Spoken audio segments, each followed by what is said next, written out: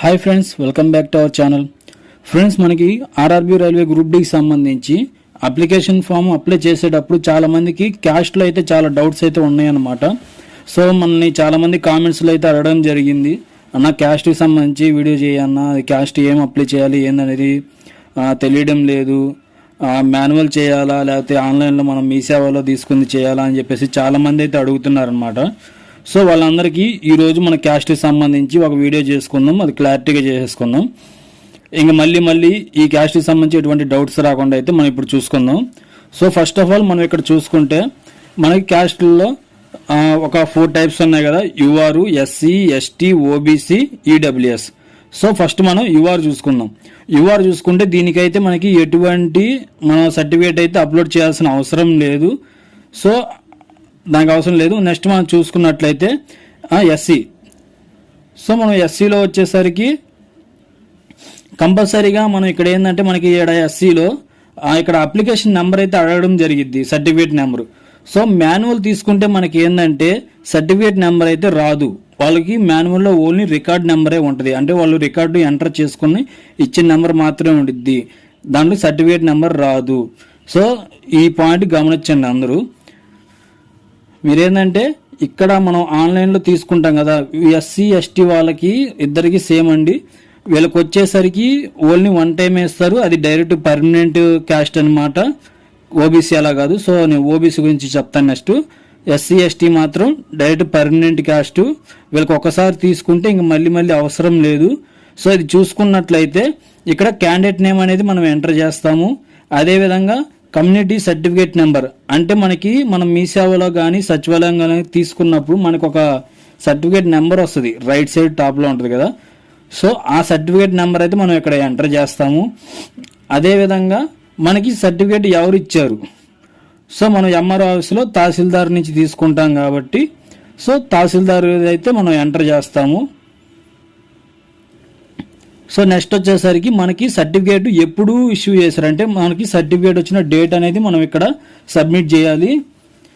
దాన్ని నెక్స్ట్ చూసుకుంటే travel pass, అంటే మనకి ఎస్సీ ఎస్టీ వాళ్ళకి ట్రావెల్ పాస్ కూడా అనేది ఫ్రీగా అయితే ఉండడం జరుగుతుంది. సో వాళ్ళకి ట్రావెల్ పాస్ కావాలా లేదా అనేది మనం ఇక్కడే మనం సెలెక్ట్ చేసుకోవాలి, అది ఎస్ పెట్టాలా నో పెట్టాలా అనేది. మీకు ట్రావెల్ పాస్ కావాలి అనుకుంటే ఎస్ పెట్టండి, ఇన్కేస్ వద్దు అని అనుకుంటే నో పెట్టుకోండి, అది యువర్ చాయిస్.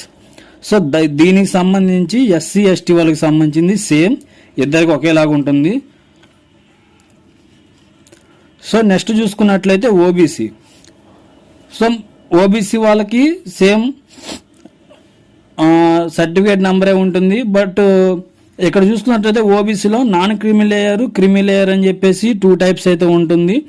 క్రిమి లేయర్ అంటే ఏం లేదండి, మనకి పర్ యానం ఒక సంవత్సరానికి 8 లక్షల కంటే ఎక్కువ ఇన్కమ్ ఉంటే వాళ్ళు క్రిమి లేయర్ కిందకి వెళ్తారు. సో వాళ్ళకి వచ్చేసి రిజర్వేషన్, అంటే మనకి ఏజ్ రిలాక్సేషన్ అనేది రాదు, యూఆర్ కిందకైతే కన్సిడర్ అవుతారు.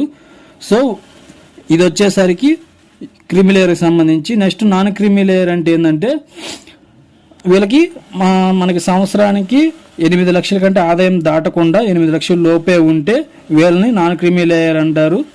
సో ఇక్కడ చూసుకుంటున్నారు కదా మనకి సర్టిఫికేట్ చాలామంది ఇప్పుడు 2026లో నోటిఫికేషన్ కదా, ఇప్పుడు మనం కొత్తది అప్లై చేసుకోవాలా లేదా పాతది ఉంటే పెట్టుకోవచ్చు అని చెప్పేసి చాలా అయితే ఉన్నారు. మనకి యూట్యూబ్లో కూడా చాలా వీడియోస్ అయితే రావడం జరుగుతుంది దీని మీద. సో నేను ఒకటే చెప్తున్నా, వినండి. మీరు ఇక్కడ చూస్తున్నారు కదా, ఇక్కడ చూడండి, క్యాష్ ఇష్యూడ్ ఆన్ ఆఫ్టర్ 1/4/2025, అంటే మనకి 2025 ఏప్రిల్ 1వ తారీఖు నుంచి ఇప్పుడు మన నోటిఫికేషన్ 2/3/2026, ఇప్పుడు మనకి నోటిఫికేషన్ క్లోజ్ అయ్యే టైం మధ్యలో కానీ మీరు సర్టిఫికేట్ తీసుకుంటే దాన్ని అప్లై చేసుకోవచ్చు, ఎటువంటి ఇబ్బంది లేదు. ఎందుకంటే ఇక్కడ వీళ్ళు ఇక్కడే మెన్షన్ చేశారు, ఈ ఏప్రిల్ 1వ తారీఖు 2025 నుంచి, అంటే 25 ఏప్రిల్ 1వ తారీఖు దాటిన కాడి నుంచి ఇప్పుడు నోటిఫికేషన్ అయిపోయే లోపు ఎవరైనా తీసుకొని ఉంటే మనం దాన్ని అప్లోడ్ చేసుకోవచ్చు. సో ఎలాంటి ఇబ్బంది లేదు, అంటే మనం 25లో ఏప్రిల్ నుంచి తీసుకున్న సర్టిఫికేట్ కూడా మనం అప్లోడ్ చేసుకోవచ్చు.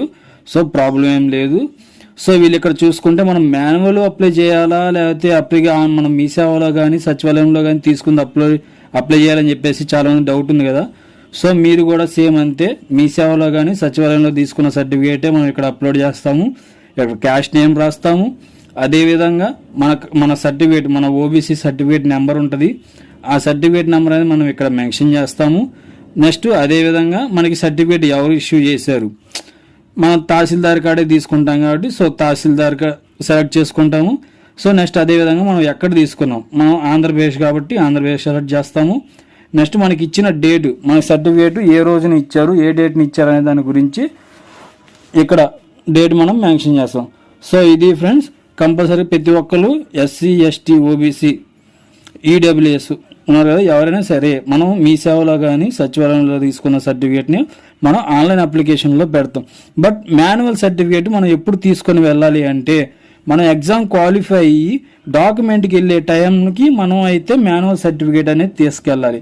ఇంకో పాయింట్ ఏంటంటే మాన్యువల్ సర్టిఫికేటు మీకు కుదిరితే ఇప్పుడే చేపించేసి పెట్టుకోండి, నోటిఫికేషన్ టైం అయిపోయే లోపే చేపించేసి పక్కన పెట్టేసుకోండి, అప్పటికప్పుడు పరిగెత్తకుండా. సో ఇప్పుడు కొద్దిగా రూల్స్ మార్చారు కాబట్టి కంపల్సరీగా నోటిఫికేషన్ కంప్లీట్ అయిపోయే లోపే మాన్యువల్ సర్టిఫికేట్ చేపించుకొని ఉంచుకోండి. డాక్యుమెంట్ వెళ్ళే టయానికి మనం అయితే మాన్యువల్ సర్టిఫికేట్ అయితే తీసుకెళ్లాల్సి వస్తుంది. సో నెక్స్ట్ ఇక్కడ చూసుకున్నట్లయితే ఇప్పుడు నేను మాన్యువల్ సర్టిఫికేట్స్ చూపిస్తాను క్యాస్ట్ వైజ్. సో అవి కూడా ఒకసారి చూద్దాం. సో ఇక్కడ చూస్తున్నారు కదా, ఇది వచ్చేసరికి form of caste certificate for SC ST. So వీళ్ళిద్దరికైతే సేమ్ ఒకటే సర్టిఫికేట్ అయితే ఉంటుంది. సో ఇది మాన్యువల్ సర్టిఫికేట్. సో ఈ మాన్యువల్ సర్టిఫికేట్ని మనం ఎంఆర్ఓ చేత సంతకం చేయించుకొని మనం అయితే డీవీ టైంకి అయితే తీసుకొని వెళ్ళాలి. సో ఇక్కడ చూస్తున్నారు కదా,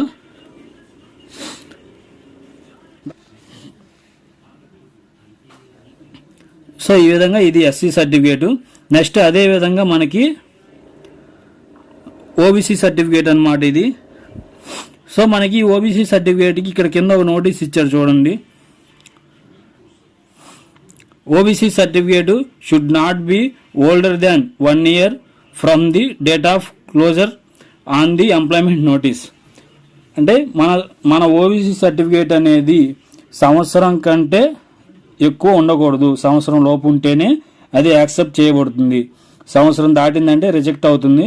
సో ఓబీసీ వాళ్ళందరూ ఈ మాన్యువల్ సర్టిఫికేట్ని కూడా ఫామ్ ప్రింట్ తీసుకొని ఎంఆర్ఓ చేత సంతకం చేయించుకొని ఇక్కడ సీల్ ఉంటుంది, ఇక్కడ సీల్ వేయించుకొని మనం డీవీ టైంకి తీసుకొని వెళ్ళాలి. సో ఇది కూడా మన సెల్ఫ్ డెకరేషన్ ఫాము. సో దీన్ని కూడా మనం ఫిల్ చేసుకొని ఆ టైంలో తీసుకెళ్ళాలి. సో ఇది ఫ్రెండ్స్ క్యాస్ట్ సంబంధించి అప్డేటు. ఇంకా ఏమైనా డౌట్స్ ఉంటే నాకు కామెంట్ చేయండి, నేను ఇంకా చెప్తాను. సో నాకు తెలిసినంత వరకు ఇప్పుడు క్లారిటీగానే చెప్పాను అనుకుంటాను ఈ క్యాస్ట్కి సంబంధించి.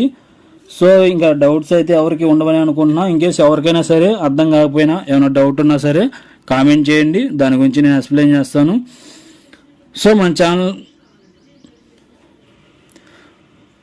సో మన వీడియో నచ్చినట్లయితే లైక్ చేయండి, షేర్ చేయండి, సబ్స్క్రైబ్ చేసుకోండి. మరొక అప్డేట్తో మళ్ళీ నేను వీడియో చేస్తాను. మనం లాస్ట్ వీడియో సీసీఎల్కి సంబంధించి వాటికి సంబంధించి మంచి కామెంట్స్ వచ్చాయి, నేను ఆ కామెంట్స్ మొత్తం కలిపి ఒక వీడియో చేస్తాను. సో ప్రెజెంట్ అయితే క్యాస్ట్ గురించి ఎక్కువ వచ్చింది కాబట్టి అది చాలామంది కన్ఫ్యూజన్లో ఉన్నారు కాబట్టి దాని గురించి నేను వీడియో చేస్తాను.